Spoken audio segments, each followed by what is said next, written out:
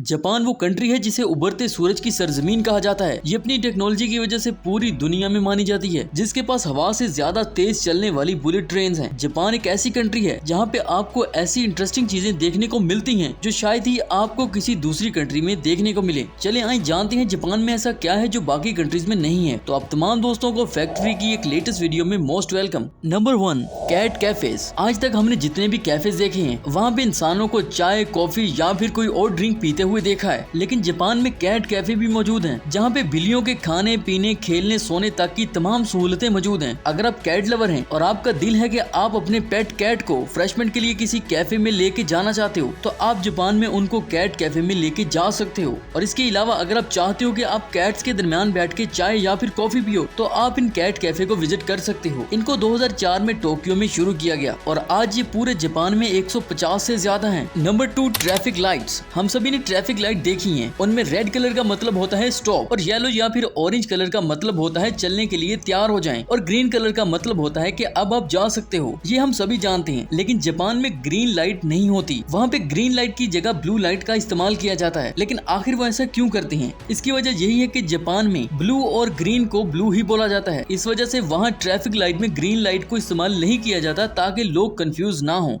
Number 3, square watermelon. दोस्तों, आपने जब भी वाटरमेलन खाया होगा तो उसकी शेप राउंडेड या गोल होती है, और आपने कभी भी चकोर नुमा वाटरमेलन नहीं खाया होगा, क्योंकि ऐसा वाटरमेलन हमारी कंट्री में नहीं होता। लेकिन जापान में ऐसे चकोर टाइप के वाटरमेलन आपको जरूर देखने को मिलेंगे। ये कुदरती तौर पर ऐसे नहीं होते, बल्कि इनको खुद ऐसे सांचों में डालकर बनाया होता है। अगर इनकी प्राइस को देखें तो वो $100 से शुरू होती है। Number 4, capsule hotel. Capsule hotel भी आपको सिर्फ जापान में ही देखने को मिलते हैं। अगर आप अकेले हो और होटल का किराया देने के लिए आपके पास पैसे कम हैं, तो आप इन पब्लिक कैप्सूल होटल का इस्तेमाल कर सकते हैं। जो छोटा सा होटल सिर्फ एक बंदे के रहने के लिए बनाया गया है। इसमें आपको होटल जैसी तमाम सहूलियत दी जाती हैं। पूरी दुनिया में से बहुत से लोग सिर्फ इस होटल में रहने का मजा लेने आते हैं। इसके एक दिन का किराया 3000 जापानीज येन्स है। Number 5, coffee bath. पानी में तो शायद हम सभी को नहाना पसंद है, लेकिन कुछ लोगों को सर्दियों में पानी से भी डर लगता है। क्या कभी आपका दिल किया है कि आप कॉफी या फिर ग्रीन टी में नहाओ? अगर कभी दिल करे तो जापान है ना। जी हाँ दोस्तों, जापान एक ऐसी कंट्री है जहाँ पे कॉफी बाथ मौजूद है,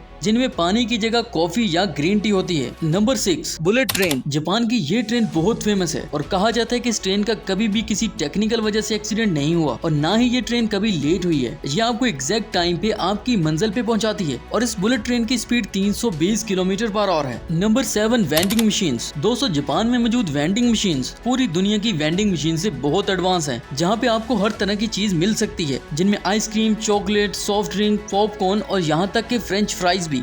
और इस मशीन में आपको कॉइंस डालने की भी जरूरत नहीं है। जस्ट आप अपना कार्ड स्कैन करें और आप किसी भी चीज को खरीद सकते हैं। Number 8, populations. दोस्तों, अगर जापान की आबादी की बात की जाए तो 98% जापान में जापानीज ही रहते हैं, जबकि सिर्फ 2% लोग ऐसे हैं जिनका ताल्लुक मुख्तलिफ कंट्री से है। Number 9, education. जापान में 10 साल तक बच्चों पे पढ़ने के लिए कोई पाबंदी नहीं होती। यहाँ 10 साल तक बच्चे अपना बचपन एंजॉय कर सकते हैं। जापान का एजुकेशन सिस्टम बहुत ही एडवांस है, जिसकी वजह से यहाँ पे बेरोजगारी सिर्फ 4% है, और जापान पढ़े लिखे लोगों की लिस्ट में टॉप कंट्रीज में आता है, जहाँ पे 99% लोग पढ़े लिखे हैं। Number 10, illegal. दोस्तों, जापान में मोटा होना गैर कानूनी है। अगर आप जापान में मोटे हो तो आपको जॉब से भी निकाला जा सकता है। जापान में बकायदा एक लॉ है जिसे मेटाबो लॉ कहा जाता है। इसके मुताबिक 40 साल की उम्र से ज्यादा मर्दों की वेस्ट 33 इंची से ज्यादा नहीं हो सकती, और औरतों की 35 इंची से। तो दोस्तों, ये थे जापान के बारे में कुछ इंटरेस्टिंग फैक्ट्स। उम्मीद करते हैं वीडियो अच्छी लगी होगी, तो प्लीज वीडियो को लाइक और चैनल को सब्सक्राइब जरूर कीजिएगा।